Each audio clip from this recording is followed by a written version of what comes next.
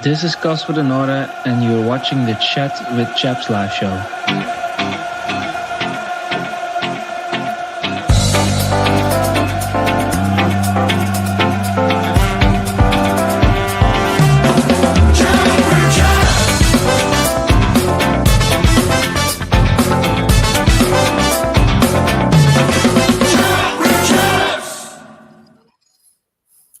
Good evening, everyone, and welcome to the Chat with Chaps live show. I'm your host. I'm back again, Joe Zampa, fresh from my Hollybops.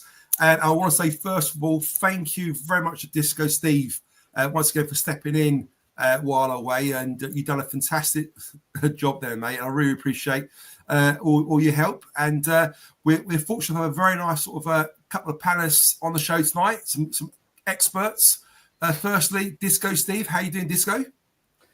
Yeah, I'm all right, Joe. Yeah, obviously, you're probably like everybody. I said to you just before, wish we could go back 24 hours and replay the next 2 hours with just a slight change to 30 seconds of that 24 hours. But look, we'll talk about it, won't we, tonight? And look, hopefully we can start looking with some positive thoughts going forward. It's tough right now, but who knows? We might be able to do that.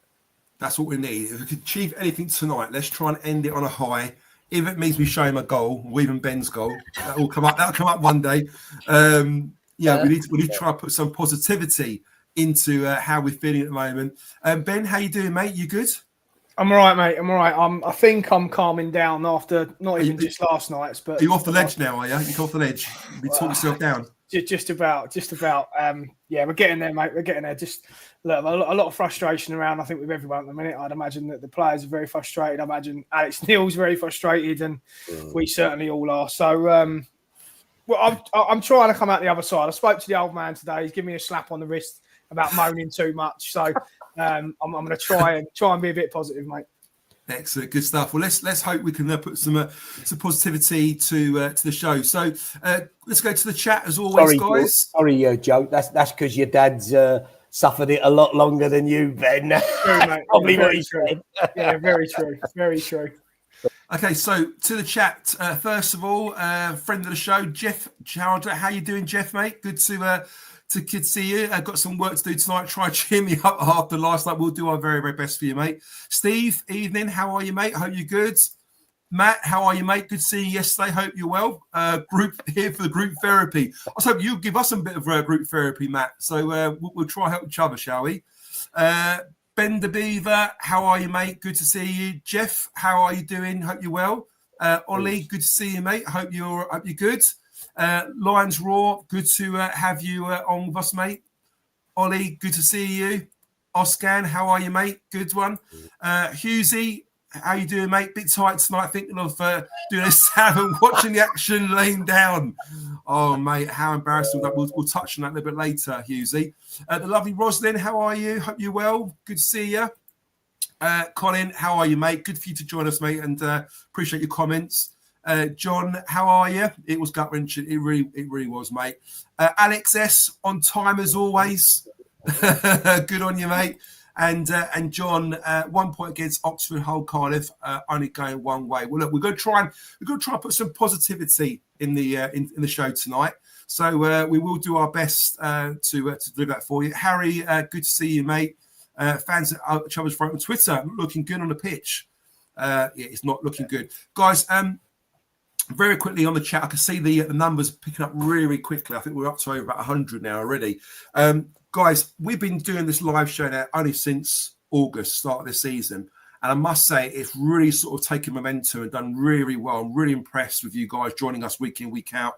And I thank you. And I thank the guys on the show, the panel, because these guys are sort of giving you the content and you guys are sort of giving us content as well. But what I want to do is at the beginning, it was very, very easy reading everyone's comments on here because, we only had a few comments to go through. But because we're doing quite well, it's quite popular, and you guys have been fantastic. The comments are coming in so much, it kind of takes over the show. And we're trying to sort of do a 45-minute, to an hour show. But the trouble is it goes on like past an hour and a half, and I'm just conscious of those comments on there. So, guys, forgive me. I'm probably not going to read everyone's comments now going forward. You're happy for you to talk amongst yourselves in the comments and share what you want to say, your opinions. I'm going to try and pick out a few comments here and there. I might get your comments up on the screen, but I will try and pick out a few comments individually. So apologies if I don't read your comments out, but I want to get it out there now, just so I don't sort of, upset anyone, because I don't want anyone sort of saying, oh, you ain't read my comment out, because it's so much to get through, so much content to get through. I want to try and do this and get through it kind of seamlessly without sort of trying to be distracted too much on the comments. Hope it will make sense to you guys. Hope you don't feel offended by that. I will try and highlight a few comments. So, first of all, guys, hey. Just before you go in, can I just ask, is it true? Are we allowed to tell them that what the hit that Angelo's out on tonight to sort out Omar Risa? Is that well? If you want to share it with the chat, by all means, tell listeners what's going on there, Disco, because I wasn't aware of this one. Retribution. I thought he was on a sabbatical, taking it easy, Angelo, but apparently he's on a job, is he? Absolutely, and you won't be seeing Omar for a while. Let's put it that way. Omar, who? Sorry, is it Risa, the manager? Was it Risa? Is it Risa? Yeah, Risa. Risa. Oh, right. Okay. The Cardiff manager. Oh, right. Okay. Yeah. Sorry, mate. It's been a long day. I thought you started podcast wars there for a second there, Disco. Risa, the manager. Yeah. Good stuff. Cool. So yesterday, in front of 12,041 fans, Millwall hosted Cardiff City. Unfortunately, the result didn't go our way. As you know, it was. I'm just thinking myself. I did a chat with chaps early this morning, about 7 o'clock this morning, and for some reason, I'm pretty sure I announced the result as Millwall lost 1-0 to Cardiff. It felt like a 1-0 loss, didn't it? You did, I was half asleep when I did it, and I'm pretty sure I said we lost 1-0. I was surprised there weren't more comments pulling me up on that. So apologies. It felt like a 1-0 loss, but it actually was a 2-2 draw. Obviously, we conceded in the first half and late in the second half. But we saw two changes, guys. We saw the 20-year-old Race Bangura Williams first league start for us. He came in for Honeyman playing in the number 10, and of course Langstaff came in for Ivanovic. So prior to this game, Cardiff were unbeaten in the last 5 games, taking points off Swansea, Watford, Middlesbrough, and Coventry. So they played some good teams and a decent 3-0 win against Swansea. They're high on confidence. So I thought we sort of took it to them right from the off, and to go 2-0 the way we did was fantastic. But before I kind of go into detail, Ben, just start with you first, mate. What did you make of the start of the performance yesterday, and what was your overall sort of first thoughts of the game? Yeah, I mean, obviously started like a house on fire, didn't we, fellas? Couldn't have asked for a better start. Great finish for Scanlon. Was absolutely delighted for him. You could see, I'm assuming it was his first professional goal, has to be. He was obviously delighted when he with the finish. A really good strike. Still don't know if Watmore managed to get a toe on it or if it was a deflection from the defender, but I'll give Watmore the benefit of the doubt. Yeah, look, great start. I think what everyone needed, didn't they? I was still wanted to see us keep the ball a bit better.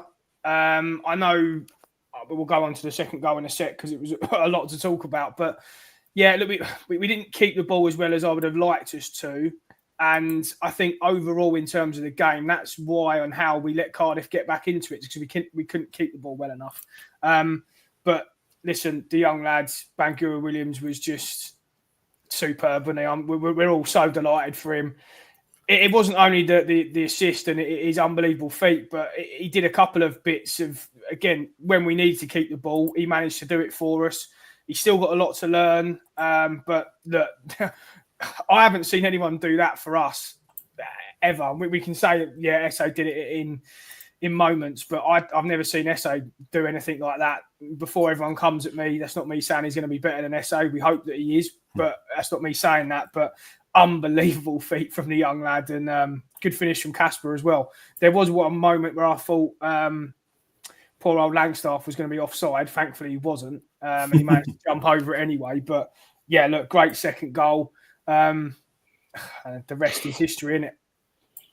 So, as they say, great timing there, Paul. Paul Donovan just joins us. I guess you had other commitments. Were you sort of doing the dishes, were you, or the ironing, was you? Oh, it was girls' football training time, was it? They were teaching them not to lay on the floor when the other team Unless it's a head injury. Yeah. How did that go, mate? Did they manage to? Did they? They all got it, but they are 9. Oh, right, fine. So you'd expect them to understand. Excellent. Paul, what about tackling your own teammates as well, Paul? Did they go through that one? Yeah. They got that one last year, obviously, when I was 8. Honestly. To listeners, join us is Paul Donovan. How you doing, Paul? You good? Yeah, good, mate. Well, no, but we'll say yes for the listeners. We say yes for now. Yeah. Exactly. So before we come to you, Paul, just very quickly to Disco. Disco, what did you make of the performance yesterday, the start of it in particular? Was you impressed? Was you, forget about the end result for now, just the general, first half, I guess. Yeah, I think, look, we was a bit nervous about the game. Wasn't sure. Cardiff are on a real roll at the moment. We're really low on confidence. Team selection again was a little bit nervous with that. I wasn't sure if it was a 3 at the back or 4 at the back again. I think it was a 4, wasn't it, as it transpired? It was a 4, yeah. Look, we started well. I think Ben's right. We did start well. Cracking goal from Scanlon, or finish anyway. Let's try and be positive. I might get shot down here. Thought Watmore was better last night than he was against Hull. Significantly better. Not a world beater, but significantly better. So great goal, great finish. His celebration made my night because he was right in for it, old Scanlon, which is great to see. We then go and get an absolutely stunning second goal in terms of the creation from Reece Bangura. And look, let's be honest, brilliant to start him. For people knocking Alex Neil, and we might come on to that, what a decision to put him in the team. I think most of us were saying, let's get him in. And he did. And it was brave. Don't get away from that. It was brave. And I'm not sure many managers in the past would have put him in, even at this stage. And look, I don't want to be harsh on him.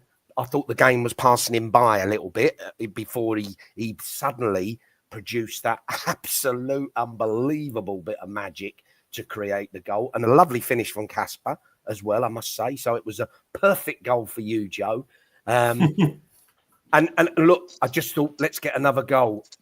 Ben's mentioned it there, and I think a few of the comments have come in. Our ball retention, well, it's non-existent, isn't it? It's just non-existent. And that's what's really disappointing. And there were times they were passing it around and we made them look like bloody Barcelona.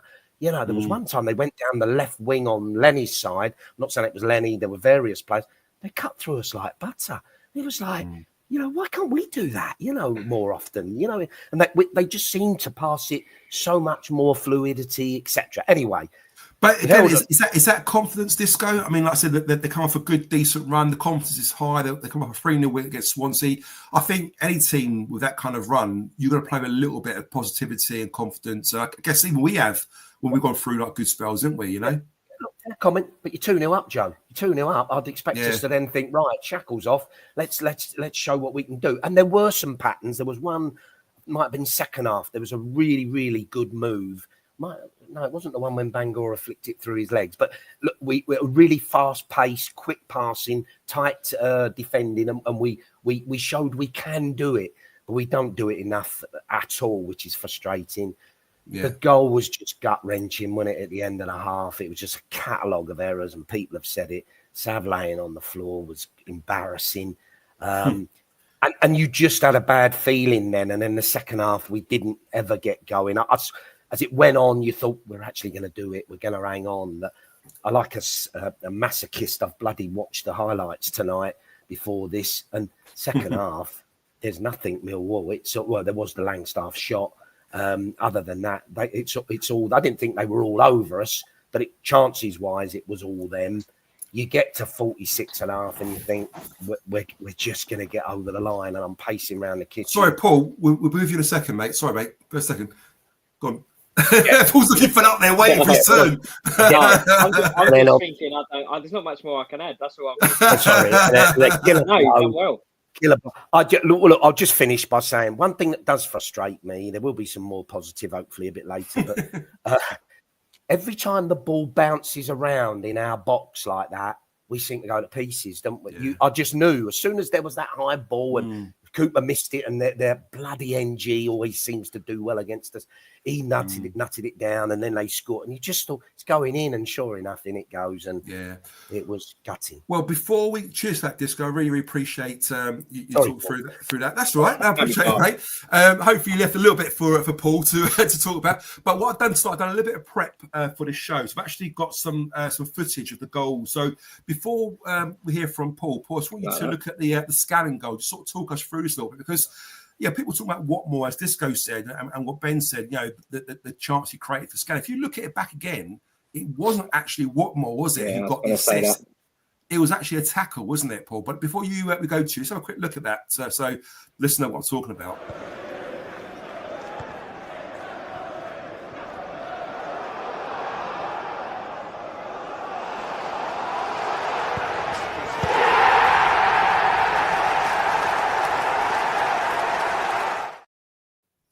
Great finish, Paul, wasn't it? Great finish from Scanlon there. But just talk me through that opening sort of segment, that first sort of few minutes. What was you thinking when that went in? Before Paul does, and Paul, you will get to say something in a minute, I promise.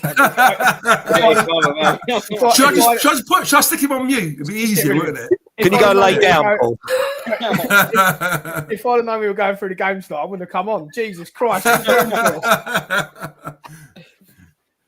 Go on, Paul. Sorry, Paul. Go on, mate. It's only taking 16 minutes, so he's got his first word in. It was a great finish. That's my one bit of positivity. It was a great finish, and we got a bit of luck. Now to Ben. Yeah. I'm only joking, mate. Go on. We got a bit of slice of luck as well, didn't we? Because if Watmore tries to play it in, I'm not as confident that he gets there. And then his touch, Scanlon's first touch actually jumps up off him. It kind of hits his chest, his arm, bounces perfectly, and the finish was unbelievable. But that's the kind of bit of luck we need. And to be honest, you're just smiling away, thinking, right, okay, we're not used to this, used to scoring early, let alone after a minute. And then Steve said everything else already. So yeah. Well, we'll stick with you for a second, Paul, because of course, the guys mentioned it as well. There was a second goal, I think on the 19th minute by Casper Denor, and again, such brilliance with Bangura Williams. And this kid, bear in mind, he's played a week's worth of pro football, first team football, and in that week he's had two substitute appearances and started yesterday, and in that time he's got 1 goal, 1 assist. He looks the real deal. We're talking about Honeyman, aren't we, playing that number 10 role and how effective or not effective he can be in that position. And the lad's still growing, still developing. He admits it himself. He's got a long way to go. He's got to build that kind of championship fitness, if you like, to sort of really do well. But he's got a goal and assist, and he looks like he's a real deal. He's creating goals, and a chance for us, Paul. And he looks spectacular. But before we hear from you, just have a look at his finish, his assist, and Casper's finish.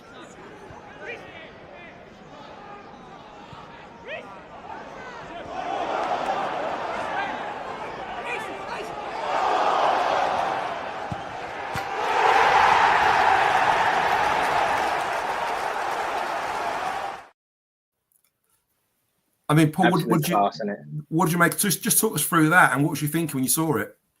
It's just absolute class, absolute class. He's got a bit of just that composure. Obviously, he's confident on the ball. I just think he's going to be really good going forward. But again, I'm going to sound like a pessimistic man.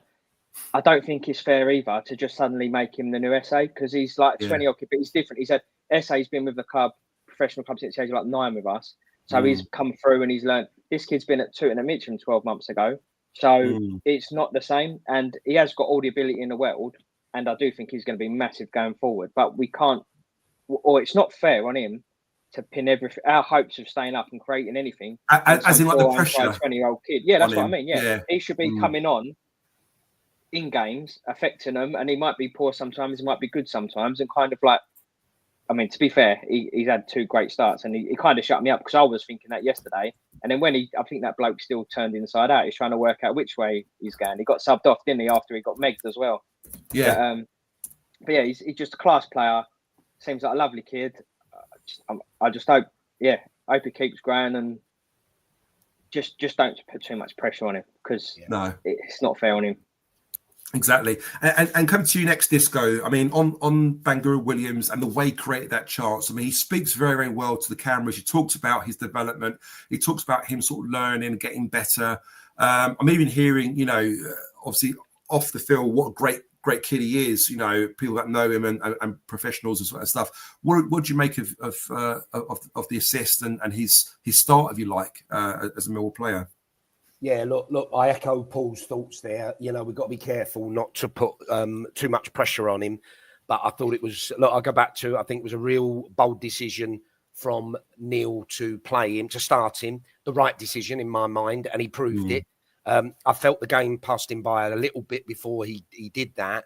And that's understandable. He'll have been really nervous, and it's, you know, getting to the pace of the game, and obviously the cramp at the end showed all that. But somebody who can produce that sort of magic is priceless. So let's not overplay him. Let's not hype him and put too much pressure on him. But really refreshing to see a player like that. And look, I'll go back to what I've said before. For me, he's a very mature young man with a big, strong mental strength that will set him in good stead. And I think that's the difference of him being able to make the step, etc. So, yeah, looking forward to good things from him for the rest of the season. Excellent. Cheers, Disco. And Ben, just your kind of final thoughts on Bangura Williams and just the way he created it. I mean, you look at the way he did it. Yeah, is there a player in our team currently who can do what Bangura just done yesterday? You've just taken, without that question, Sorry, mate. I was about to say that anyway, mate. I was about to say, I don't think there's anyone else in the team that can do that, which is incredible because what Paul said, we're ultimately hanging our hopes in terms of anything creative on a young lad that's just come through. But I don't know if that's a good thing or a bad thing. I mean, it's charming. It's fantastic for Bangura Williams for us to have that, to hold him in that esteem. But are we right to be putting him in that kind of pressure almost so soon? I think it just tells you where we're at, mate, in terms of squad depth and quality in the squad, mate, which is probably just, that's just where we're at. One thing I will just add to the guys' comments, and I don't want to turn this or stifle his attacking play, but he was really good off the ball as well, and it's probably why he had a bit of cramp. He did put a bit of a shift in terms of his pressing. So, yeah, I was really impressed. Listen, he's going to be hopefully a mainstay in the side for the rest of the season. Now we're going to need him, right? So absolutely. Been really, really impressive what he's done so far. Delighted for him as well, as you said, mate. He seems like a really good kid off the pitch. I've mentioned it a couple of times now that in his interview after the Dagenham game, he said he'd studied the keeper. I love hearing things like that, mate, especially from a young lad. So he's obviously a bit of a student of the game as well. Listen, if he keeps his head on, he's going to get a lot of game time for the rest of the season, I would have thought. So, yeah, fair play to him. He's doing really well. Excellent. And nice little comments coming through on the chat there in regards to Bangura Williams. Everyone's sort of showing a little bit of love for him, which is really good to see. Staying with yourself, Ben, for the moment, could you just talk about Callum Scanlon? I, for one, thought he had a fantastic first half, good first 20, 30 minutes where, I'll be honest with you, the last game against Hull, I would say that he looked a little bit nervous. He was playing a little bit too safe. He wasn't really playing with confidence. You know, he was being quite negative, delaying on the ball a little bit, losing the ball. But yesterday, for the first time, I can see what the hype was about. I can see why he is a young, promising Liverpool youngster coming through their academy. What was your thoughts? What was on his, his performance, especially in the first half? Yeah, again, I mean, I said I thought he did all right in the whole game, and I put it down to, if anyone's a horse racing fan, his freshness, because he just hadn't played for a while, and he was just eager to get out of his box, wasn't he, and get on the pitch, it seemed like, and he was just eager to play. That was what I put Saturday down to, but you could see that there was a player in there. He did all right. I thought he was the best of a bad bunch Saturday. Listen, you don't play for England and Liverpool if you're a bad player, do you? So he's clearly got a lot of talent. Again, I like his work rate, which is the main thing. Sometimes you think if you get young loan players in, are they going to want to put it in off the ball as well? He put in a couple of decent tackles last night. Again, I don't want to get fixated on doing the defensive work for us. But yeah, listen, again, he seems like he's working hard. He's got a bit of quality. He's got an engine, which is the most important thing. We say it so often with our squad. We just lack athleticism, don't we, across the pitch? But he looks like one who's got a bit of everything. Again, I think he's going to be a mainstay in the side now for the rest of the season. So, hopefully he can stay fit. Yeah, definitely. And coming to you, Disco, with regards to Scanlon, what's your thoughts on his performance, especially the first half? And just reading Alex S's comment here, he said, do you think the patience we fans showed with Esse has given people like Bangura the confidence to try things like that? Because there's many times Esse's tried things, Disco, isn't he? And he kind of messed up a little bit, but we've kind of let it go because we can see what he's trying to do. And I think sometimes it's good for these youngsters, the likes of Bangura, Scanlon, Imaku, Aziz, that can try these things off and not worry about the fans getting on their back, as long as they do it in the right areas, Yeah, spot on. Yeah, two there. Look on the Bangura one. Yeah, I think, look, it's really good. The fans, we were great with SA with regards to that. And I think we'll be the same with Bangura, as you say, and hopefully that will stay the same. Agree with Ben. Scanlon looks a really good prospect. You can see the quality. I thought, like Ben's saying about Bangura closing down, Scanlon certainly did a few times. And I think he helped to create the second goal, didn't he? Shutting down the right back. So he's definitely a player, and I think, again, as he gets more confident and hopefully stays bloody fit, like most of our players, should have a major role to play for the rest of the season. Let's be honest, not saying he owes us, but we bloody deserve it and need it. We've taken him on for a season, and he's just started in bloody January. So let's hope we get a good run out of him now. By Christ, do we need it? Yeah, just on that point as well, Stephen. It's actually really good that you've mentioned that. Fair play to Liverpool, because normally with a lot of youngsters, certainly from the Premier League, when young kids get injured, they will likely recall them and get Good rehab point. or physio back at the club. I know he went back to Liverpool for some of that, but they could have quite easily recalled him. So fair play to Liverpool for that. But didn't he? I'll come to you next. Sorry, Paul. I don't know if you're aware of it. I'm sure you do. Didn't he have a bit of previous problem with his back before? Which Liverpool kind of know. Yeah. That's right. So I think they've done it before. Yeah. That was the reason why, Paul, wasn't it? They kind of not recorded, but that's why they went back to kind of monitor him and check him out. But to Ben's point, Paul, it was very important that they wanted to, stay down south and kind of resettle down here and be amongst the teammates, the club, and the Millwall environment. I mean, just very quickly, just touch on Scannon's performance, especially that first half. Yeah, first half full of energy. He took his goal amazingly. And then, second half, I feel just tired out a bit, but I suppose that's natural when you've not been playing. Other than that, just like the other guys have said, really, there's not much more to add. He's a good prospect. Hopefully, he can keep going. Excellent. Cheers for that. Joe, I will just jump in again. Sorry, mate. I was just going to say, just on the Scanlon bit, like what Paul said, with him tiring, you're going to expect that because he's been out for a long time, but also we haven't got anyone else to bring on. So Alex Neil was probably thinking, I can't do anything. He's got to stay on. Which he said in his interview afterwards, didn't he? Had no wide players to bring on. Hence the reason why he's playing Mitchell left wing, Honeyman right wing. Four central midfielders play, didn't they? But we've signed Aaron Connolly to apparently play off the left, and he played off the left in the previous game. And you see 30 minutes of him, and you see enough already to not trust him, see the game out. That's an unusual one. I wonder whether there was some kind of illness or something, maybe, or. Who knows? But it just seemed really weird that Ivanovic comes on before he does, and doesn't even get a look in, does he? Which is quite. He's not wide left, Paul, is he? I see him maybe playing off left side of a striker, not wide left.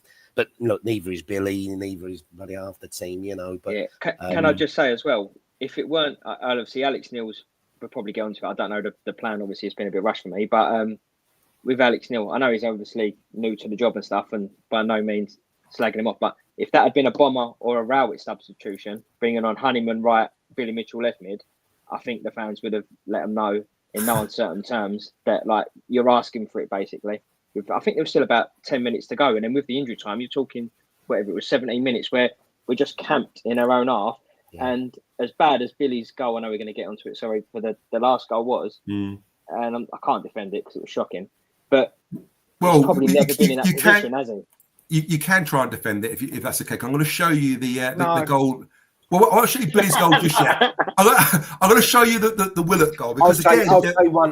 Look, I was furious and gutted. I'll say one thing in his defence. If you're going to, I don't know if you're going to show it, Joe. Bloody hell, you're going to kill us tonight, crikey. But you're going to show it. He kept his quiet, Steve, didn't he? I was going to say up to the 45 minutes. Yeah, we're 2-0 ahead. We concede the goal, and this is what the chat was talking about. Saville lying down the floor. I mean, I'm going to play it back to you first, Paul, and we'll go to Disco and then Ben afterwards. Just let me know your thoughts when you watch this back, and look at the amount of mistakes here, because I'm not sure if that goes back that far. But if you see this, is actually Tanganga's header, is a weak header that goes to Mighty, who then plays it over to Colville, I think it is, who then gets the shot and gets blocked by Saville, and there's a whole calamity of errors there. And then Cooper just literally passed the ball out to Willock, doesn't it? You know, gives them a chop. Have a look at this. See what you think.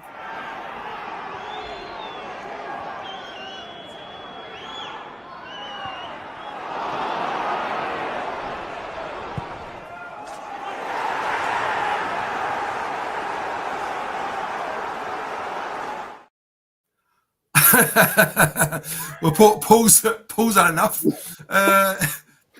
But you know, again, what are you doing there? Like, I mean, surely, Sav was lying there, Paul, for like what felt like 10 minutes. Yeah, he kept look around every now and again, put his head back down again, didn't he? And then at that point, surely Cooper should just hit the ball out for a throw, shouldn't he?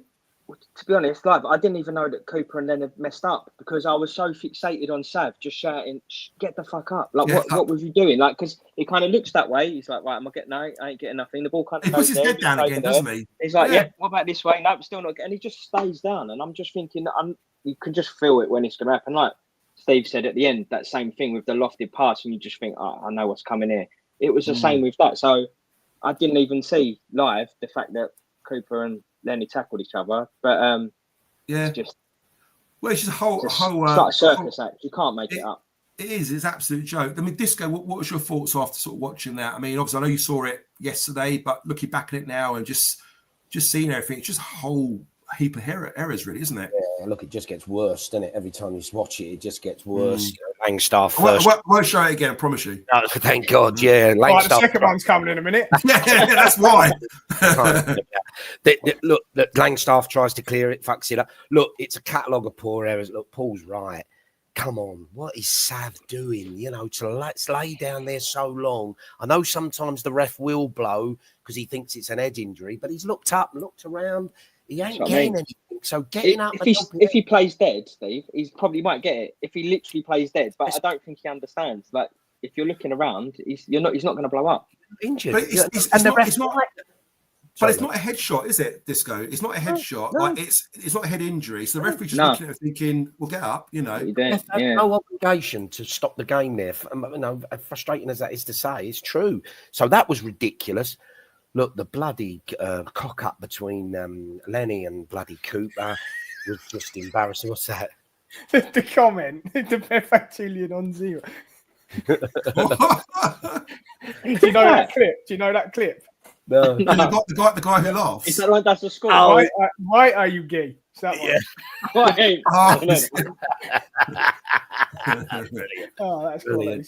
Sorry. Oh no, look, we need to laugh, don't we? We need to get a bit of fun in tonight. But this is it. This is therapy tonight, isn't it? If you want to, and look, I'm not excusing anybody, but I will try and help out in some. Look, first and foremost, the players won't have wanted to do that. Sav he'll feel like a dick now doing that, even though he did it. Cooper and Lenny obviously wouldn't have wanted to do that.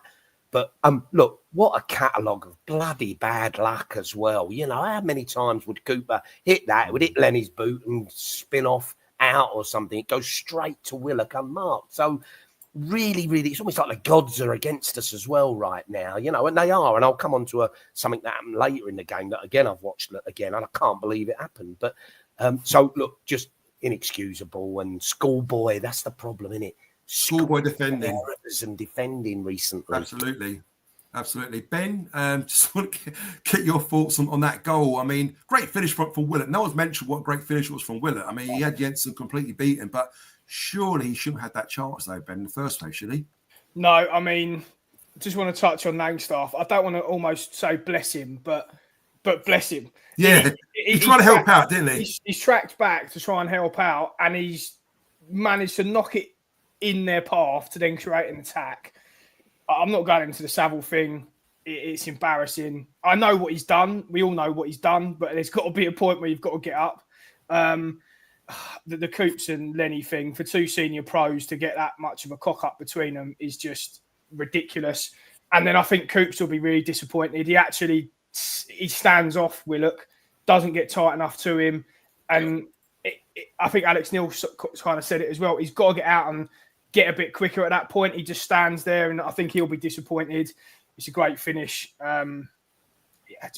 You summed it up, mate. Schoolboy, all round, really. And for the lack of goals, and the big thing was Joe, obviously the time of it. Time. Yeah, it's the killer. worst. It's a crucial time. At that point, you've got the 2-goal deficit becomes a 1 goal. Their tails are up. They're feeling confident. They're going in there, and rather than their manager giving them a bollocking and telling them how shit they are and all the rest of it, he's saying to them, right, guys, We're come back on, in one this. more goal. We're back in this, and the tails are up. And we're struggling for scoring goals at the moment. And looking at these chaps coming in, it's so positive. Fleming just scored again. Apparently, brace for he scored 2 now tonight for Burnley. At Plymouth, he scores there, then he scores down at Plymouth. Yeah. At least that's doing us a favour. Well, interest. So he scored 2 tonight, which after Duncan Watmore, who hasn't scored since September, he would now be joint top scorer for us. That's Scored 2 right. tonight. That's true. Exactly. Would he have had as many chances, Paul? No, I mean, just the fact he scored 2 tonight is what our top scorer is this whole season. Apart from Exactly. The club.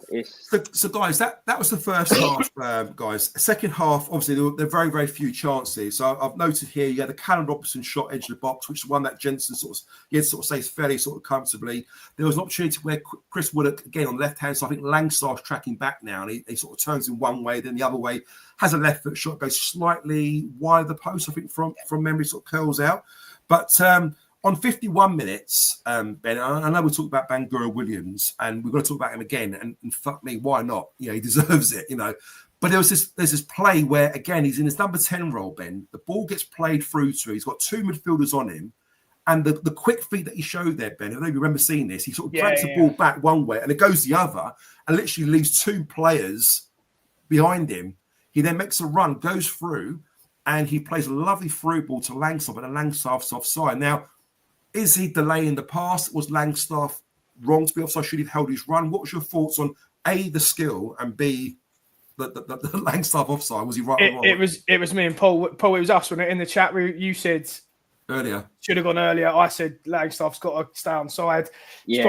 It's probably one of those, mate. I'm probably just being a little bit critical with Langstaff at the minute. I'm getting a bit frustrated with him. I know we haven't seen a great deal of him in recent games, but I'm struggling with him. But, mate, again, what can you say? The young kid's just shown a great bit of composure. Again, we haven't got anyone else who can do that.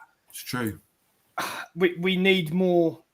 I don't know. I don't want to take it away from him and his ability to have a calm head and just say, sort of, because he's a young player, he's got no fear. But to do that in the middle of the park and take 2 of their players out in one movement it's top draw, isn't it? So, listen, I hope he continues to do it. I hope we don't stifle it. I hope we don't get him to, do more defensive things. I hope he carries on doing what he's doing and just Alex Neil gives him a bit of a free rein, to be honest. And as I say, the offside, I thought Langstaff was looking down the line. I thought he could have delayed his run a bit. I'll pass over to Paul to tell me why Bangura should have passed it. Go on, Paul. No, just my thing was what a bit of skill, and then I think he takes an extra touch rather than releasing it. But again, that's not me digging him out at all. He's a kid, and that's exactly what he should be doing. But yeah, I'm not going to sit here defending Langstaff. That's the last thing I'll be doing tonight. Well, John agrees with you. Langstaff looks like a schoolboy up against experienced championship defenders, I'm afraid. Do you agree with that, Disco? What's your thoughts on Langstaff yesterday? Yeah, look, special talent, Bangura, for that chance, and a little bit of both for me in terms of that offside. But I came to the conclusion last night. I've tried to give him the benefit of the doubt. Langy, he's looks a good guy. He's committed. His work rate was fantastic. Works his nuts off. He does. Yeah. He's out of his depth, and he is out of his depth. He was. It's funny hearing you say that, Disco, as well, because I remember at the beginning, I'm not saying you're a fan of his, but you kind of gave him a chance, didn't you? But I've noticed in the last sort of 2 or 3 shows, you've said this now more than once about you kind of giving up on him a little bit, and it's interesting sort of hearing your kind of mindset change on him, Look, I'll balance and think we don't play to his strengths. We're not that sort of. We don't create bundles of chances, do we? What did we create second half? The one that he did, and a great cross from the Frenchman, which we'll come on to, no doubt. Kramer, we'll talk about in a minute. Kramer, yeah. But look, and a good attempt at goal there. But look, I sat there last night watching him, and I've got a mate, Jeff, who's in the chat here. He's a big Langstaff fan, and even him last night was saying, "Nah, he's off it. He just really there you go." Well, you can't defend last night. he looked out of his depth, didn't he? He really did. We don't play to his strengths, but he looks out of his depth in our team and in the Championship, unfortunately. Yeah, no, I agree. Guys, the next thing of 58 minutes, there's a whole, what the hell's going on, mess of injuries. So, of course, Leonard goes down holding his calf, it seems, or his Achilles or so, but he's obviously in a lot of pain and he's down there for a reason. And has to kind of get carried off. So, of course, Danny Mack then comes on then, Paul, for Lenny. People say maybe he should have warmed up probably before. He comes on kind of cold, really. And he's having to do a job straight away. He's on the back foot, and he's obviously sort of trying to juckle with the defender, the winger. Sorry, and he just gets jarred, doesn't he? He's a little bit too cold, I guess. And we're suspecting he's got a real bad knee injury after that. So, what did you make of that first of all, and how's that going to affect us going forward? Because of course we saw Kremer comes in, who plays out of position, plays right back. And I thought he'd done pretty well, Paul. But I'd like to get your thoughts. A, on the injuries, B, where's that put us going forward, Paul, as in that position, and C, what do you make of Kramer? Can Kramer at least fill that position, and is he a player in your opinion? Start off, obviously gutted for both of them, gutted for Lenny, gutted for Danny. When Lenny stays down, I always worry because obviously he's had a bit of a past with injuries. Danny Mack comes on, and obviously you can say he can warm up, but it's just one of the. He's normally very good, Danny, at the little turns. He's very good at blocking crosses and stuff. But as soon as he stayed down, you knew he doesn't stay down either. So it looks like he might have done his ACL or something. So that'll take him to the end of his contract. Will he stay or will he not stay? I suppose we'll worry about that at a later date. But I feel for him. And on to the Frenchman. Again. What would you make of Kramer? Different to Bangara, right? But brilliant. But again, he's not a right back. We obviously haven't signed him to play right back. The fact we put Danny Mack right back ahead of him means that's not even in the back of Alex Neil's mind. Exactly. So again, I think we've just got to calm it down. He's a centre half. He looks as good. He's crossed, for instance, and the fact he even he knocked it past him to cross it as a centre half. I love that. But at the same time, that's not what we should be about. Now we need to sign a right back, basically. In my opinion, he could do a job for the game Saturday if we don't get someone in time. But Gallon needs to pull his finger out. We need a right back. We need a 10. We need a winger. So, and apparently a centre mid we're after as well. So, again, Kramer loved it. Good cameo. Showed loads of quality, but he's not a right back. And we need a lot more. I'm thoroughly miserable, just in case anyone hadn't realised. I can't even now. I'm like, what do you think of the positive of Scanlon? And I'm just thinking, I've got rage everywhere in my whole body, ready to go. And you're asking me to be nice. They did do well. The youngsters did do well, but they did do well. That's the only positives I think from yesterday. I bet that was some training session with the kids tonight, Paul. All got on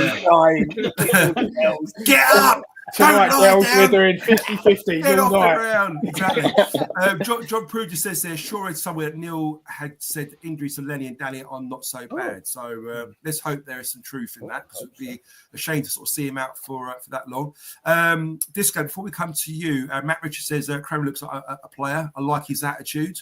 What do you make firstly of the injuries, Disco? How's that going to affect us going forward, in your opinion? And we don't know the extent of the injuries yet, of course, but also Kramer. What do you make of him as a player?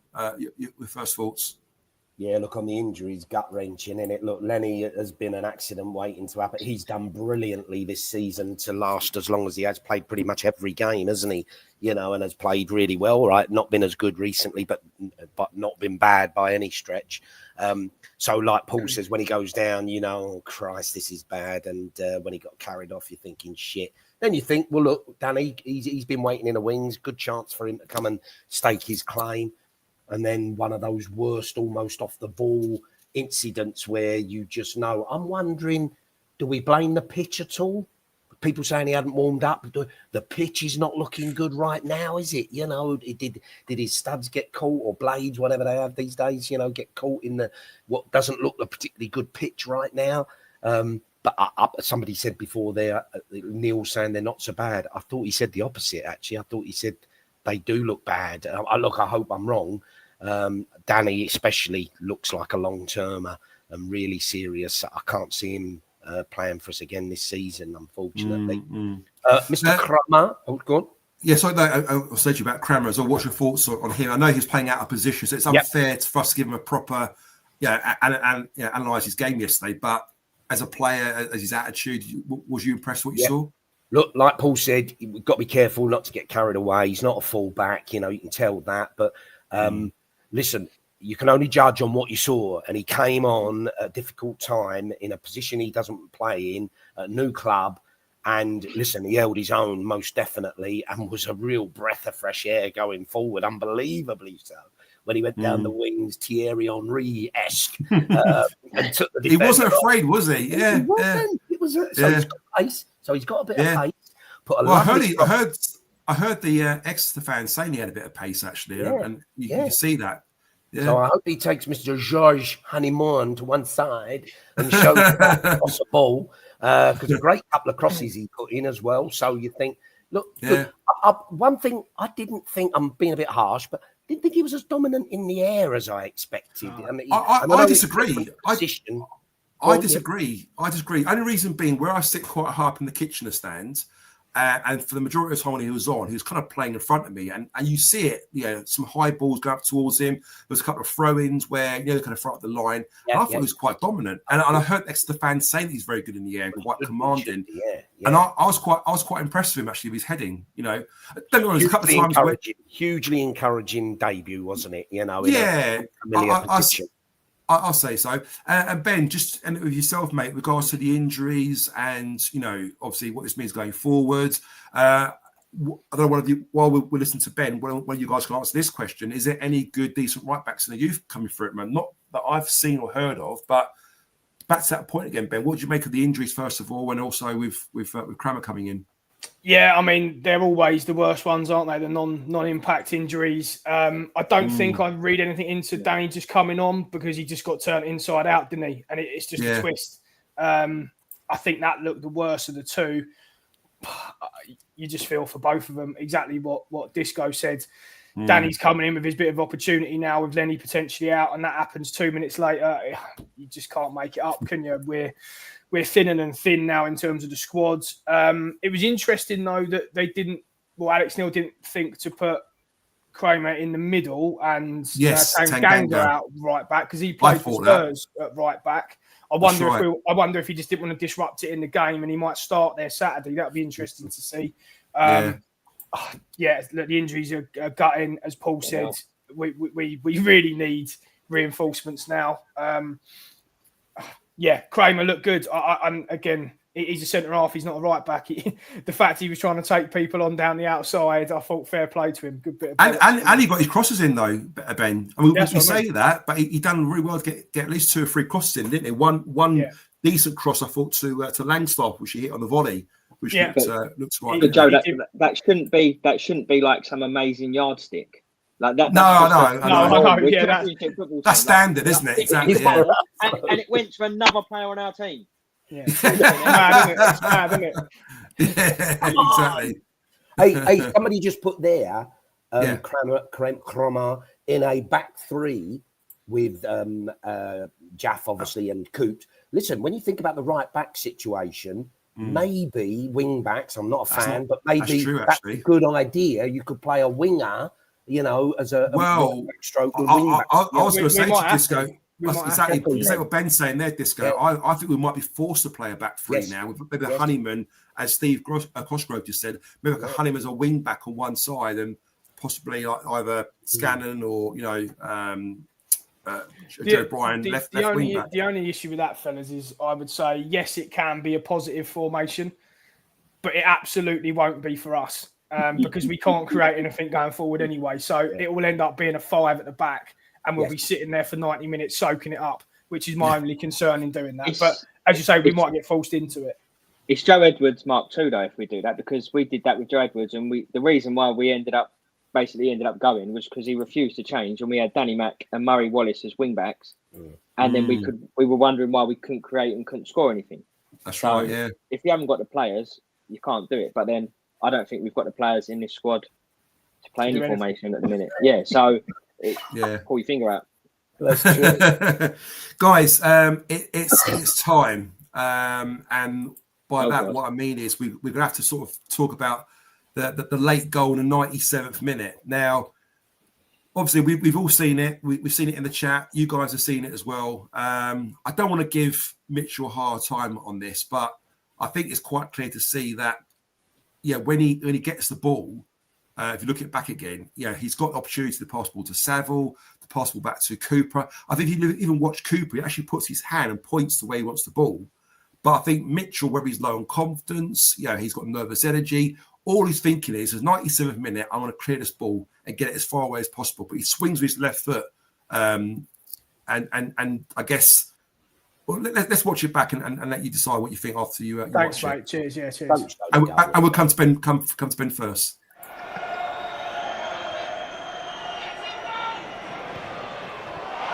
McNamara's given that straight to NG. Ashford, this is surely the last chance of the game for Cardiff City. NG, Chambers, NG, this could be the chance! Oh, they have done it! It's Salak with his first goal for his new club to break the hearts of the Lions. Over to you, Ben. Do you know what? I haven't watched it back. He could pass it to Joe Bryan. He could pass it to Coops. He could keep it. He could try and just hold on to it. It's just Anything. Don't do what you've done. If you're going to give it straight back to him, kick it out for a goal kick. Let's get back into a formation. Kick it in the corner. Kick it out for a throw. Do anything apart from what he's done. Ben, just want to show you this, Ben, very, very quickly. If you look at this, and guys, you can see this in the chat. This is the point where he gets the ball.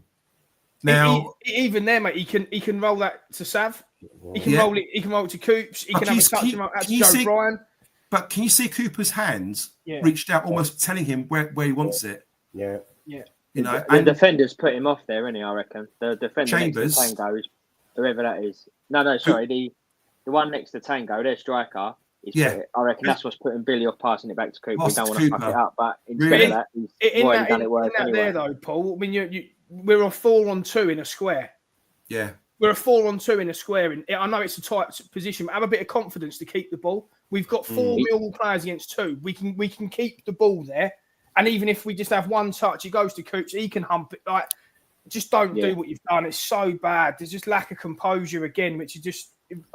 We're riddled with it, aren't we? You've got no confidence, no composure. Oh, it's just guys. That's spot on, Ben. That is indicative as what's wrong with our whole game, isn't it? Even if it's 0-0 at that point, 2-0 up, we don't play that ball there. Why does he not play that simple ball to Coops, as you say? It's onto his left foot as well. He's asking for it. Even if Cooper gets it, and even if Cooper launches it 60 yards up the pitch, he's in a better position to do it on his stronger side, isn't he? Look, let's balance it. Billy won't have fucking slept last night. Let's be honest. No. I like the guy and I rate the guy, but there was something not right with him since he's come back from injury. He'll have been gutted with that. He ain't done that but he's thought he's clearing that defender or he hasn't seen him and he'll be heartbroken. He then had another chance on the edge of the box to get a tackle in and it balloons off him, So again, a lot of bad luck. I'm being generous, but a lot of bad luck for us. And it just seems we've got this cloud over us. But when you show that, how will he feel when they do the video record with the team? Simple pass, fucking scandalous, to be honest. Alex, I've got no idea, mate, when it comes to Mayer. I can only presume he's probably injured at the moment, I think. Paul, what's your thoughts also on that Mitchell situation? Again, we don't want to throw him on the bus too much, as Disco said. I'm pretty sure he's really upset himself. Probably didn't sleep last night after that either. But what's your take on that? It's shocking. It's shocking. And he seems like he's got no confidence at the minute. And that's not going to help. That's been done to death now, as in, like, we know it's just there's no excuse and it was terrible. I'm more agitated as well with just the game management of our whole team. If you look like the last game, we've obviously played Hull, Cardiff, Oxford, right? And if you look back, I think we've only had like 1 or 2 bookings in these games as well. Like when he fucks up the pass, if you're scanning on the left back, whatever, or when it comes, just fucking kick him, bring him down, reset, everyone behind the ball, just game management. Use your brain take a booking for the team. It's like we're scared, and even I don't think Alex Neil's realised that yet. But that's what Neil Harris was genius at. Just get if it's going against you, or you're feeling a bit tired, boot someone, square up with someone. All right, don't get the whole team involved because then you get fined. But just get the crowd behind you, get all your players back, and you start again. But it's like we've lost any game management, and we're just kind of moping along like, oh yeah, well we'll see how it goes. And he's just swung his foot at it, and then I don't know, mate. I'm just Just looking at Matt's message here, guys. Do you agree with that? Billy needs to go. He's not at championship level. Love his running, but he's had 3 assists in over 140 games and just 1 goal. There's no output. Sorry, I know he's a Millwall fan, but he's going. Was it actually 1 goal, or was that like in a League Cup or something? Was it? I can't remember now if it was a goal or not, but I don't recall him scoring for us. I mean, do you agree with that, guys? Who agrees? Who doesn't agree? No, that's not his game. It's hard, game. isn't it? Yeah, it's hard because you can't have. If you've got people ahead of you, if Billy's passing people ahead the ball and they're scoring, that's different. But it does affect you when they're not scoring, and you've got centre mids who don't score, and your left back and right back don't score. So your centre halves are going to score, or your forward might get 1 every 10 games. That's the issue we've got. It's not. I don't know. Another issue we've got in that midfield area, I don't know if you fellas agree with this, we're all too similar. All the players are too similar. We haven't got any... Absolutely. Casper's now turned into a ball-winning midfielder. Yeah. Saville's a ball-winning midfielder. Billy's a ball-winning midfielder. There's no... That's true. That's a really good point, Ben. We haven't got any... They're all exactly the same. And look, dare I say, has Harris converted these players to a kind of Millwall-type player, and therefore they've had to kind of readapt and become that sort of player, Ben? You know, that's yeah. Well, Casper certainly. I mean, the other 2 lads have been with us long enough now to know. Yeah. To know. But I mean, look, Billy's still young.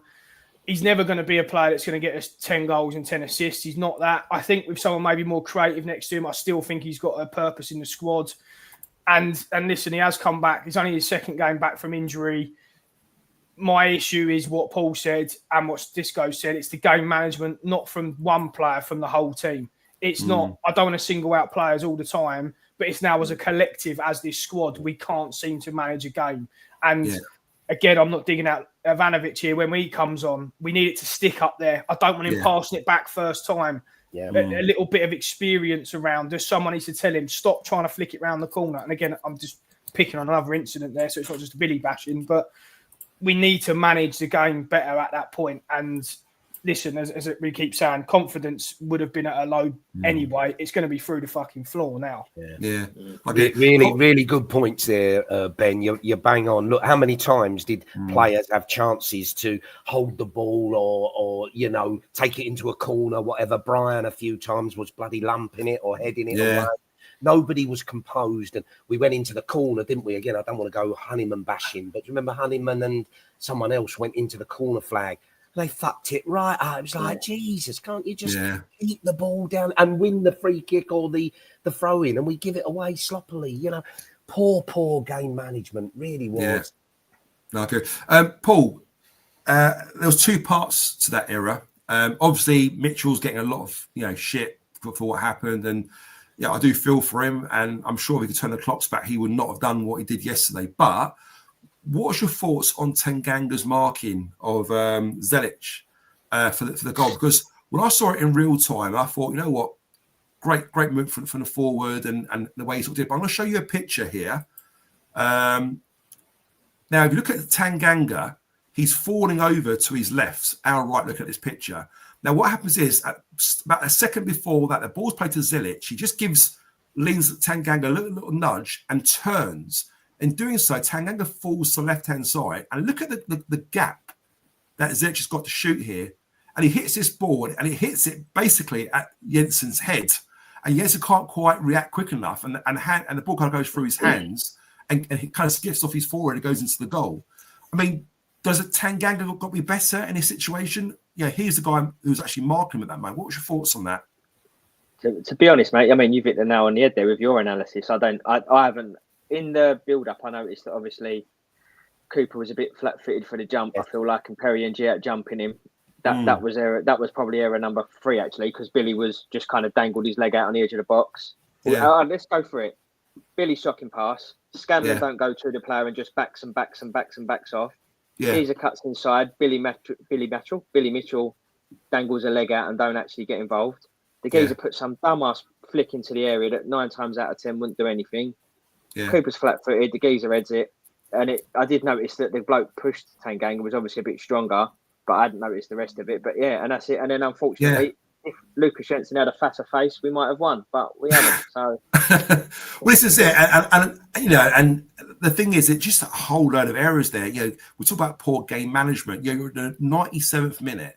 You know, yes, you could argue Mitchell was at fault for what he did there, but in that situation, when the ball's played to Zilic and you're Tanganga, you shouldn't be pushed off that ball that easy, should you? You know, and give him almost a free hit. And I think in real time you don't really see that until you actually really sort of situations, isn't he? Slow that down. Exactly. Just to add as well, Joe. Sorry, mate, to jump in. Sorry, I was going to say jump in again, but Paul's just gone through it there. We've made 5 mistakes there in the second goal. You've probably got 4 in the first goal, all of which you're disappointed if one of those happens normally leading up to a goal. So try and take some positives. That's all of our bad luck in 2 goals for the rest of the season. That can't happen again. Well, maybe it can with us, but it's a catalogue of errors, not for 1 goal, but for both. That's what Neil said, didn't he, at the end? He said both goals were, you know, errors and mistakes, not because of personnel, not because of organisation, etc., etc. So you sort of get that, but it's so bloody frustrating, isn't it? And I don't want to dig him out. Tanganga didn't have the best of games. He looked a little bit off it himself. He got a lot of people been saying that, Disco. They've been right, you know, lost a bit of focus. Still miles ahead of everybody. I'm not going to start going down that route, but you know, it weren't one of his better games, and that topped it off at the end. You know, but oh dear. Good to see you, Chris. While with you, Disco, in regards to Alex Neil, he did come out. If you listen to his interview last night, I think it was. One of the things he mentions about the importance, I think Max asked in regards to Luton game on Saturday, and one thing he mentioned was about us not creating a divide here, you know, and giving the team and the players unnecessary pressure. He talked about being united together. Now there's a few little rumblings you're hearing of, like, you know, fans jumping on players' backs against the whole game. I think Honeyman had a little bit of grief, and Langstaff apparently gave a little bit back or something as well. You know, we don't want that, do we, Disco? We don't want it to be us versus them, and because they're not going to play for us, are they? If we're going to start giving them shit, of course. You know, what do you make of that comment from Alex Neil? You know, how important do you think that is at the moment? I mean, is that something that could be affecting the players right now, and that's why he's come out and said it? Well, I sensed from that was, let's be honest, that was a fully loaded question from Max, wasn't it? It was, yeah. Hey, look, sort of, we need to all stay together, don't we, Alex? You know, and look, Neil was right, wasn't he? Saying, look, we all know you're much stronger. Any club is stronger when everybody's, together and strong and all the rest of it. And and it's right, isn't it? We do need. Look, we're entitled to have a moan and a dig at poor performances and get our frustrations off. But when they go, let's come on, we're going to Luton on Saturday. We need to be right behind the boys and all together as one, and get stuck in. And I'm sure we will be. It's normally a good atmosphere in it at Luton. But yeah, it was very obvious that he realises that we're in a difficult place and we need to stick together. I'll give the guy his due. He's remarkably calm, isn't he? You know, he just seems very calm on the touchline. And in interviews, I'm betting underneath he's not. I bet he's fucking furious after that. I bet he is, yeah. It's his reputation when all said and done, and he'll have been desperate to get that first win, a league win under his belt.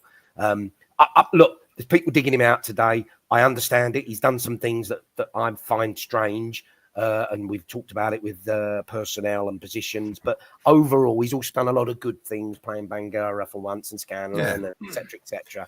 So I'm confident we've got the right man, and it will come good eventually. Yeah, but it needs to happen quickly. Ben, what do you make of the thickos that's probably starting to? The boo boys are starting to call Alex Neil out a little bit at the moment. Do you think it's a bit early for all that? And what do you make of that? Yeah, I do think it's a bit early for all that. I think, look, he can only do and pick a team with the team that we've got, and unfortunately, we need a hell of a lot of reinforcements. I don't think he would have come into this job knowing probably quite as bad as it maybe is. Maybe a bit naive on his part, but yeah, not for me. I still don't think we could have got a better manager with his record in the league, personally. So yeah, listen, we've got to give him time. The club have got to back him. Steve Gallen's got to get his finger out, and I think that's the only thing to say about it. He needs reinforcements. The club need players in. We need some fresh faces. It's all on Gallen, mate, unfortunately now. So we need to do something and do something quick. Yeah. Cheers for that, Ben. Paul, do you agree with Matt Richards' comment there? Alex Neil should take no blame. Well, I won't blame him loads. I think that the Billy Mitchell left mid thing's a bit strange, but yeah, I don't lay the blame at his feet. Always, if you want my honest opinion, he's took the job because he's probably gone in and they've said, right, we've had a manager that's been digging us out. So the next man, if you're going to take this job, you need to toe the line, and obviously we don't expect you not to be talking out. And I think he's trying his best with what he's got, because if he had it, he'd be pulling it out. It's all right telling us to back the players, right? But we do back the players when they're on the pitch. And then if it don't work out, obviously some of them get a dressing down or a bit of abuse after. That's kind of part and parcel of being a footballer. I don't blame most of our players. Even people like Sago Honeyman. He's probably a lovely bloke. If you met him in a pub and had a beer with him, you'd probably blind him. But I don't think he's a cam. But also, it ain't Honeyman's fault. He's cam for Millwall in a championship. It's not Honeyman's fault that we sold Fleming. And we replaced him with someone. Fleming to start with and play in his position without replacing him. That's not Honeyman's fault. He's just doing what he's told, but he ain't the one.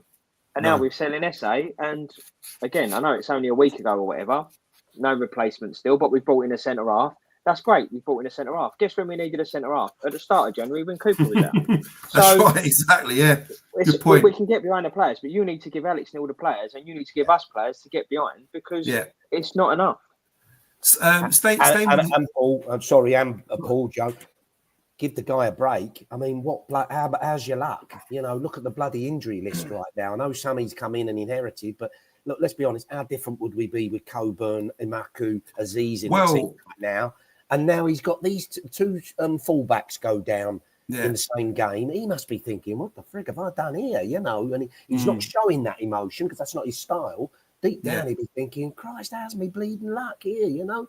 So that we have to be fair from that point of view, certainly. Yeah, I mean, staying with yourself, Disco, you mentioned there about Coburn, and of course, we talk about players and signing players. We desperate need players. To Paul's point, we're probably 4 or 5 positions filled at the moment, you know, and I agree with him. But Disco, there's stuff online today I read about Josh Coburn, and apparently, you know, if you watch South London Press and look at the Teesside Live news article, apparently they've stated that Millwall indicated interest in making Josh Coburn a permanent switch. Now, Ben's got some stats that he wants to share with us in a minute, but before we go to Ben, I just want to hear your thoughts, Disco. Would you take Josh Coburn as a perm? And guys in the chat, just give me a simple yes or no to Josh Coburn on the as a perm. Be interested to get your thoughts. But first, Disco, what's your thoughts on that? Real strange one, Joe. I was running a training course today and I heard rumours there was transfer news coming in. So I was trying to look at my phone without being too obvious. I was getting all excited. And strangely, when I saw it was Coburn and the news, I was a little bit flat. And I thought, fuck me, that you know, if you'd have told me that 6 months ago, I'd have been jumping through bloody hoops, you know. So it's a mixed reaction, obviously, because of the injuries. It all depends on the deal. I've been speaking to a mate of mine who's a Borough fan, and he said, "Right, is he fit?" And I said, "No, he's not at the minute. He's played 7 games since he's been here, 2 goals. But look, if he's fit and firing, that's a bloody good signing. And at this stage, would I take him? My answer would be yes. And I think in the long term, it could be a really great addition. We need bodies now. And look, he must be back in the next couple of weeks. He cannot afford to be injured again before the end of the season. Otherwise, we are fucked. Well, not fucked, but, you know, that will be a huge blow. So I will do, but I'm a bit disappointed that it was a bit flat and thinking, we're going to sign him. And I was a bit flat about it, you know, and I do want to talk about signings. Hopefully we'll do that in a minute. Yeah. We'll do that in a second. Before we go to Ben with the stats, just want to get Paul's opinion. There's lots of real mix in the chat, Paul. We've got a no, we've got a yes. No. Nick, how you doing, mate? Good to have you with us. Nick's going for Coburn, yes. We've got a Coburn, yes. Roslin's going for yes at lower price. Yeah. What's your thoughts, Paul? I mean, I like him. I'd like us to sign him. Hopefully, he can stay fit. I think it's more a case of if we wanted him permanently in the summer. Borough didn't want to sell. He's not pulled up any trees by any means.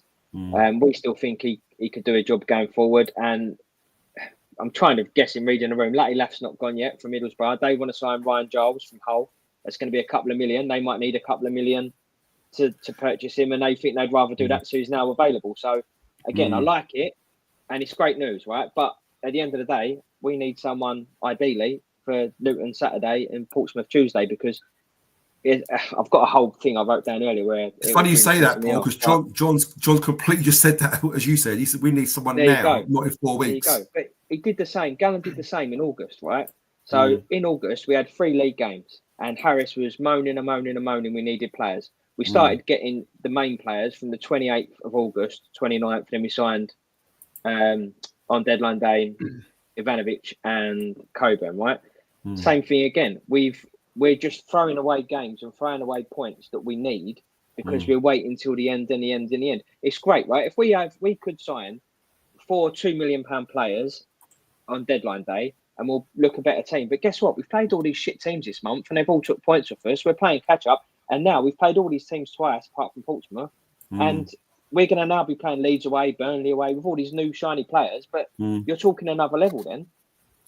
I heard in the chat that Portsmouth were actually winning at the moment as well. They're still are. But listen, interested to get your thoughts in the chat. We're going to go to Ben now, and while Ben's had his head down, he's been doing some sort of research and do some digging, look at some stats. So it'd be interesting what Ben says. So Ben's basically done a little bit of research, and I'll let you explain it, Ben. What you found for us? It won't take too long, mate. But we just wanted to have a look at Coburn in the side, so points per game when he's been playing, and obviously the points per game without him in the side. Now, listen, the sample size with him isn't exactly huge, is it? We've only got 7 games, but in the 7 games that he obviously has played for us, we've won 3 of those, 3 draws and 1 defeat, which is averaged at 1.71 points per game. Wow. And obviously the 21 without him, we've only averaged 1.05 points per game. So it's quite a big difference with him in the side or when he's played a part. Just going back to the faults of what Paul said, the interesting thing is now the timing of it, because what's the logic in one making a bid for him now? We could wait until he comes back and get some fitness outside of the window and put a bid into Borough and then make the deal permanent in the summer. It's really weird timing for me.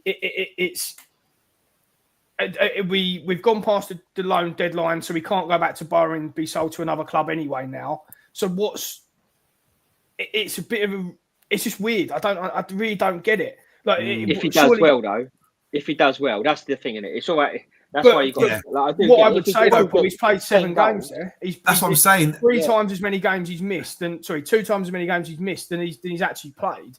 Surely we'd rather take that risk for him actually to come back and maybe getting a bit of a bidding war in the summer. I don't know, but well, the fact, Ben, that he's won almost half the games he's played at, and obviously we only lost 1 game in 7. It just shows you how important he is to our system, the way we're playing, the style of our football.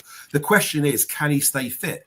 Because I think for me, if we could guarantee he's going to stay fit, for me it's a no-brainer. Yeah. The trouble is, to Paul's point, we sign him now. We pay 1.5-2 million for him, and he ends up getting injured in a week's time. Well, wasn't that the sticking point in the summer, guys? Wasn't the sticking point the fee? They wanted 4 or 5 million. So why is it now going to be 1 or 2 million? I can't imagine. It'll be more than that. I reckon it'll be like 2.5, 3 still. 2.5. I don't think it'll be as high as it was in the summer, though. I can't see that. I mean, surely the amount of injuries, they had 3 injuries. And could I play a little bit of devil's advocate here?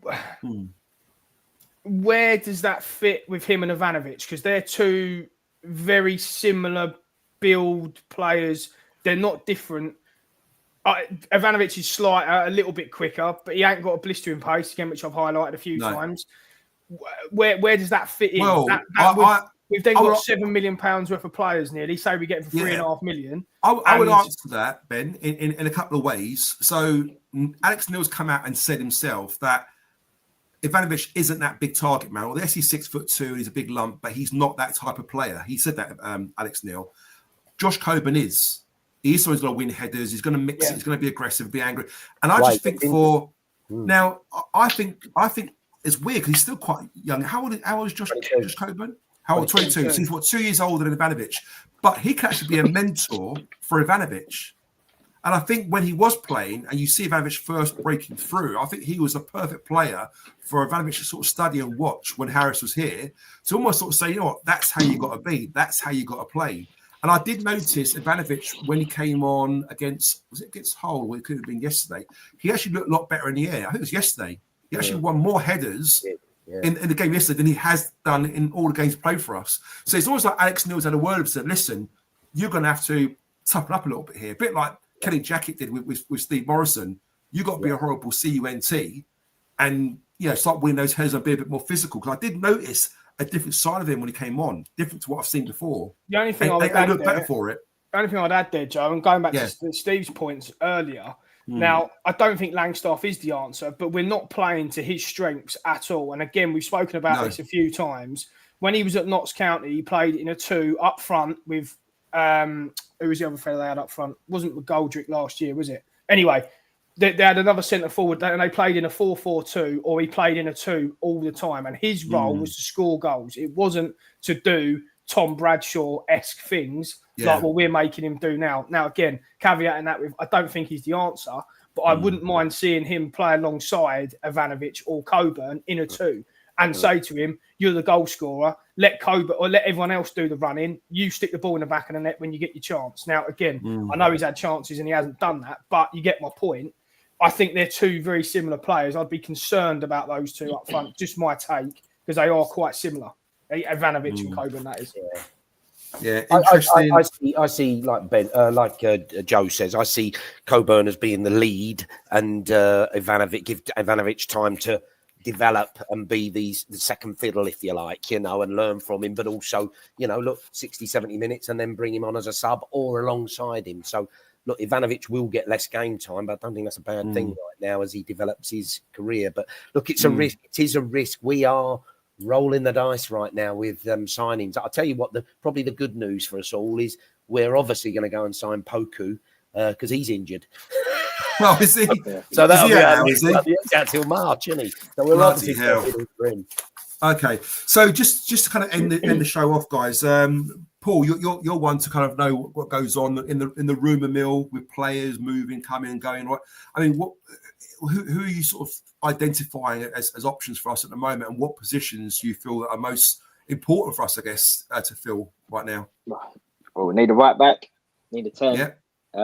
That's 2. Need a winger or 2. Yeah.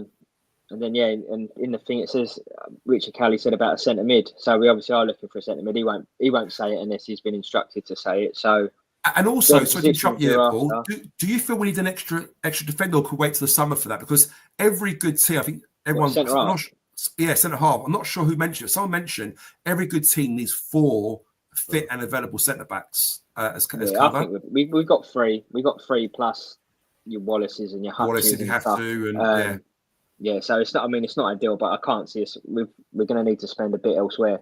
My worry is, Joe, right? So if you look at the summer, you've got Ivanovic, Langstaff, Aziz, Coburn as the 4 kind of front players. Yeah. Between them and Coburn's loan fee, that's about £5 million we've spent. We have 50 grand a week between them in wages. Yeah. And we've got Aziz 12 from 30 games, 12 starts, 10 sub, 1 goal, 3 assists. Langstaff, 14 starts, 12 sub, 1 goal, 2 assists. Ivanovic, only 6 starts, 12 a sub, 2 goals, no assists. Coburn, 5 starts, 4 a sub, 2 goals, no assists. So from £5 million, we've got a grand total of 6 goals and 5 assists. So I'm also not convinced that when we go and spend another £5 million, we're suddenly going to find these unbelievable players that, get us 10 goals between now and the end of the season. So it's not, I don't know. I'm just really pessimistic at the minute, mate. I just feel like even if we get the right players in, I hope it's not too late. And I haven't even got the confidence we're going to get the right players in. Well, that's the key. Wrong, obviously, it's depressing. I'm sorry. That's the key to it. There's two parts of it there. It's signing the right players. It's also getting the right players back from injury. You're looking at the likes of Aziz. You're looking at Josh Cobo. You're looking at Marku. I mean, is there any news on these players coming back? Then, I heard I think that's 4 goals. I think that's 4 or 5 goals, the 3 players you've just named. Yeah, but maybe they contribute. But those sort of players, I think, are quite important to us in what we're trying to do as a start. I mean, you look at the speed of Marku, Aziz as well. It helps us sort of play a certain way in order for us to sort of dominate teams a bit more attacking. But I heard that Marku could be back for the QPR game. I don't know if that's true or not. Have you guys heard that? I saw his tweet earlier, Joe, saying soon. So did he? I don't know if there's something in that or he's just keen to get back. But look, listen, I didn't think I'll be hanging my hat on a Maku, believe me. But we just need bodies back and we need a bit of pace because we're really, really lacking it at the minute. So I'm very much in Paul's camp. I can't really add too much more, Joe. To be honest, I'm pessimistic about the job we're doing. The biggest frustration for me, it's been doing the rounds, so I know a few people are thinking it as well, and we've certainly spoken about it in our group chat, is we know or have known that SA is going to be potentially leaving in this window for 3 months. Yeah. We're now on the 22nd of January, and we don't seem to be any closer to bringing anyone in to replace him. And again, I'll caveat it with all the usual stuff. I know January's hard, etc., etc. It's the worst window. Get it. I get it. But doing this new model that we seem to have, there is zero point in doing it unless there's someone else in the wings of the best player you've just sold, because then you're just selling your best player and you're not replacing them. The whole idea of this is it's almost like a conveyor belt. I know we're at the start of this journey, but we have to have someone lined up. We can't just sell our best assets because we're now a private equity firm. We can't just sell our best assets and not have anyone else coming in. We have to have players lined up if we're going to do it. So that's my big concern with everything at the moment. It's not like this has just been sprung on us and SA's just been gone in a day. It's been in the making. We've all known about it. We don't seem to be any closer to getting one in. That's my concern. No, and well said there, Ben. Guys, we were hoping to give you a bit of therapy and a bit of positivity. Joe, it hasn't quite gone to plan, has it? Joe, sorry, mate. Let me just finish off, and I will some positive. But the boys have nailed it there, and that's the biggest frustration right now. Look, for years we haven't been good in the transfer market, have we? Let's be honest, we've been bloody useless. Aldo got hounded out of the club. Love him or hate him, he got hounded out of the club. People saying he was shit because he never got us good signings in, and we were always going in the bargain bucket at the end of January. So this new model that we've got, my belief was, I'll give Gallen the benefit of the doubt. Look, we're going to do it differently, and we're going to buy and sell, and we're going to develop youngsters, and we're going to sell them on, but we're going to have a plan, and we're going to bring players through. Paul and Ben have just absolutely nailed it. We're in another January, and just remind you, it's the 22nd of January today. There's 12 days left of the market, and we bought a couple of players in that haven't set. Connolly, Kramer, I'm reasonably excited about. I think they're both reasonable signings, but the news at Den, or a reputable paper recently, it was weeks ago, said Millwall are in for a cam in January. Where the 22nd of January, we ain't got it. A great point about SA. We've known for months he was going, and with half our blessing in a way of, look, really hard, heavy heart, but it's good for him, it's good for the club. We ain't got a replacement. Now, they'll say, well, you don't understand, it's difficult in January and you've got to wait for the domino effect of him moving there. Fuck that. You should have the players lined up and get them in. And as Paul said, we need them now. And we have needed them now for weeks because of injuries and etc. So Gallen and his recruitment team, I think, have really let us down so far. Look, let's hope the next 12 days he brings in 3, maybe 4, 3 at least, I think we need. And it would be nice to get 4, but 3 at least really impactful signings. But like Paul says, could be a little bit too late in terms of having an impact. But if they're that good, it will make an impact. I'm excited. Coburn not far away. Emaku not far away. Aziz not far away. I get the stats from Paul, and I get Ben's point that, look, are we hanging our season on these guys? But actually, put them in our team right now, we are hugely stronger. So there is some positivity. And Bangura, now I'm starting to look a bit of a baller, and a few other Scanlon, etc. So as well, look, Tanganga hitting his form. He looks a little bit dodgy, but he'll hit form again. So there is positivity without a doubt. But I really feel the recruitment team have let us down this window. In this new model, badly. Yeah. Excellent. Guys, I'm just going to come to you individually very quickly just to end it off. Like I said, we were trying to be a bit positive, but look, guys in the chat, listeners, I appreciate you being with us tonight, but we're only human. We're emotional as you are, and we could try and put these fake smiles on our faces, but it is what it is. It is fucking shit. Let's be honest. Let's hope we get a good performance on Saturday and we sign some players, get some players through the door, So we'll start with Paul first, and we'll go to Disco and then Ben to end off. Just your last thoughts, please, guys. And please end it on a high. Right. No, yeah, just at the end of the day, I'm just a Millwall fan, just saying how I feel. I'm not a cheerleader for the club. I'm not employed by the club. I've never slagged the club off terribly, but it's just not been good enough in my opinion, and I feel like I should say that. Just stop telling us you're building assets, and because it feels like your assets stripping, and let's hope you can bring some players in and help out the people that are there, because you've got some good players and you've got a lot of good people at our club. So now you need to give them help, and hopefully, it's hard, and if they don't score yesterday in the 97th minute, this is a different show. It's the same feelings inside. Yeah, but good point. It makes it a lot more frustrating, but really good something point. Needs to change. And it won't be me being pessimistic until it changes. Yeah. Cheers for that, Paul. Thank you very much, mate. And going to you, Disco, and to Patrick's comment, it was Aldo, I believe, wasn't it, who done the groundwork trying to find Fleming and Casper Denor as well, I believe. So, real shame there what's happened. Disco, just to end it off on a high if you can. Anything positive you could share with us? Yeah, I can. Look, really, really disappointing downtimes. Paul's nailed it there. We hang on at the end there last night. It's a very, very different situation. Look, positives. I know I might be scraping the barrel a bit, but I'm not in totally. Look, we got a point yesterday. We've lost our last 4 home games, haven't we? Or 4 out of the last 5. We got a point. We didn't lose. We threw it away, but we got a point. That was important. We didn't lose the game. Even though somebody did a review and said we lost 1-0, we actually got a point, So that was good. Look, that was positive. It was better than the whole game. It wasn't great, but it was better than the whole game. Reece Bangura-Williams, a great shining light, real positive step forward there. So that's a positive. And the Frenchman who is going to come and save the Lions of England looked really positive as well. And he's definitely challenging old Ben for the eye candy for the ladies. And not to forget Scanlon as well, Disco, especially the fact he's been out. Absolutely. The fact he's been out injured such a long layoff, for him to come back and perform the way he did last night, I thought it was fantastic. It just shows what he's about.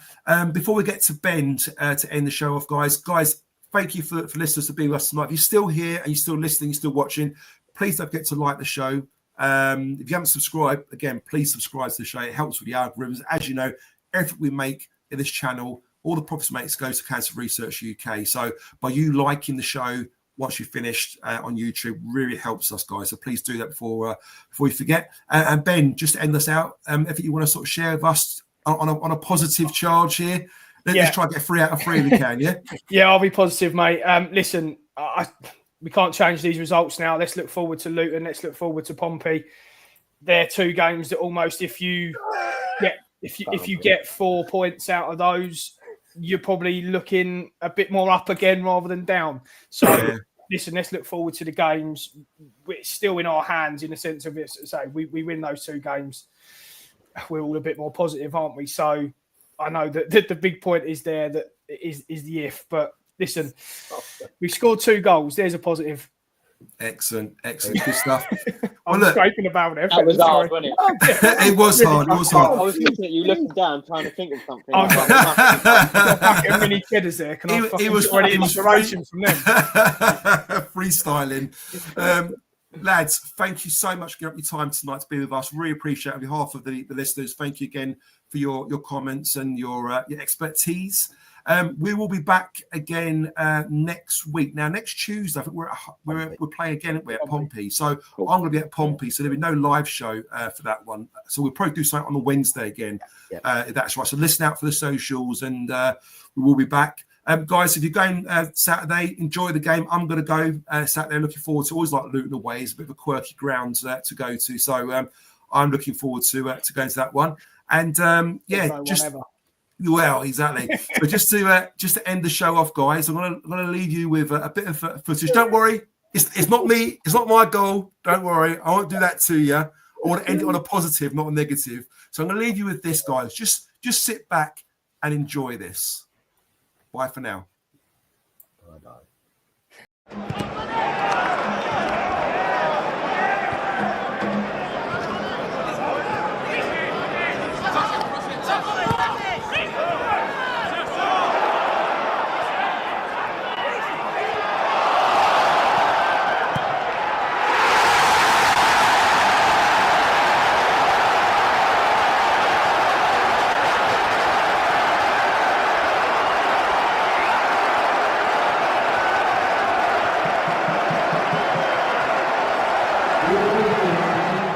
Spin here from Bangura Williams. Oh, that's superb. And the cutback's not bad either. And Denore makes it 2-0. Well, a very warm welcome to Championship football for Race Bangura Williams. That was absolutely magnificent.